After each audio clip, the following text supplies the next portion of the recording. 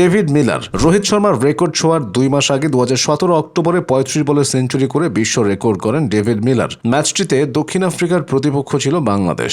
দশম ওভারে ABD Villiers out হওয়ার পর মাঠে নামা মিলার 7-4 এবং 9 ছক্কায় সেঞ্চুরি করেন। কুশল মাল্লা, এটি ছিল এশিয়ান গেমসের ম্যাচ। চীনের হাংঝুতে মঙ্গোলিয়ার বিপক্ষে নেপালের কুশল মাল্লা সেঞ্চুরি করেন 34 বলে। দীপেন্দ্র 61 রান করে আউট হয়ে গেলেও মাল্লা ইনিংসের শেষ পর্যন্ত উইকেটে ছিলেন। 8-4 ও 12 ছক্কায় 50 বলে করেন অপরাজিত 137 রান। সিকান্দার রাজা 2024 সালের অক্টোবরে 2026 টি-20 বিশ্বকাপের আফ্রিকান অঞ্চলের বাছাইয়ে গাম্বিয়াকে রীতিমতো দুঃস্বপ্ন উপহার দেন জিম্বাবুয়ের সিকান্দার রাজা। সপ্তম ওভারে ব্যাট করতে নামা জিম্বাবুয়ে অধিনায়ক একের পর এক 4 ছক্কায় সেঞ্চুরি করে ফেলেন 33 বলেই। শেষ পর্যন্ত 7-4 ও 15 ছক্কায় 43 বলে করেন অপরাজিত 133।